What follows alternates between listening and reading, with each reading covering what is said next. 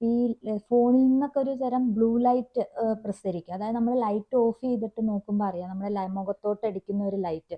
അത് ഭയങ്കര ഡേഞ്ചറസ് ആണ്. ഡയറക്ട്ലി നമ്മുടെ കണ്ണിലോട്ട് വരുമ്പോൾ നമ്മുടെ ബ്രെയിനിനെ അത് മാസ്ക് ചെയ്യും. ബ്രെയിനിന്റെ വിചാരം ഇപ്പോഴും നൈറ്റ് ആയിട്ടില്ല, ഡേ ആയിട്ടെന്ന് വിചാരിക്കും. അപ്പോൾ ഈ ഉറങ്ങാനുള്ള ഒരു ഹോർമോണായ മെലാട്ടോണിൻ എന്ന് പറഞ്ഞ ഹോർമോണിനെ അത് സെക്രീറ്റ് ചെയ്യാൻ ഉൽപ്പാദിപ്പിക്കുന്നതിലൊരു പ്രശ്നം ഉണ്ടാവുകയും അപ്പോൾ നമുക്ക് ഉറക്കം വരാതിരിക്കുകയും ചെയ്യും. ഉറങ്ങാൻ കിടന്നാലും നമുക്ക് ഉറങ്ങാൻ പറ്റില്ല. അല്ലെങ്കിൽ നമുക്ക് സുഖമായിട്ട് നമ്മൾ ഇതൊക്കെ ഒന്നും കാണാതെ ഇരിക്കണം. പണ്ട് കാലത്ത് നമ്മൾ ഡിം ലൈറ്റ് ആയിരുന്ന സമയത്ത് നമ്മൾ ഉറങ്ങുമ്പോൾ നമുക്ക് ഒന്നും വേണ്ട, നമ്മൾ ചുമ്മാ ഒരു സ്ലീപ്പിംഗ് പിൽസും വേണ്ട, ഒന്നും വേണ്ട, അവർ കയറി കിടന്നുറങ്ങും.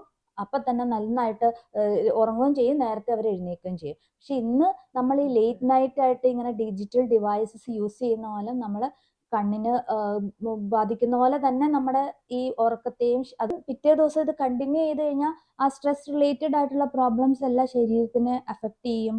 പല പല ലൈഫ് സ്റ്റൈൽ ഡിസീസിൽ കാരണമാകും. ഒരു സിമ്പിൾ സിമ്പിൾ കാര്യം നമ്മൾ ഫോളോ ചെയ്താൽ മതി. അതായത് എല്ലാ ദിവസവും രാത്രി ഞാൻ എൻ്റെ ഫോൺ 1 മണിക്കൂർ മുമ്പെങ്കിലും ഞാൻ ഓഫ് ചെയ്ത് ഞാൻ എൻ്റെ ബെഡിൽ നിന്ന് മാറ്റി വെച്ച് ഞാൻ കിടന്നുറങ്ങും എന്നൊരു ഹാബിറ്റ് അല്ലെങ്കിൽ ഒരു തീരുമാനം നമ്മൾ എടുത്തു കഴിഞ്ഞ് നമ്മളത് പാലിച്ചു കഴിഞ്ഞാൽ ഒരു 21 ദിവസം നമ്മളത് പാലിച്ചു നോക്കൂ, നമ്മൾക്ക് അതിൽ നിന്നുള്ള ആ വ്യത്യാസം മനസ്സിലാകും.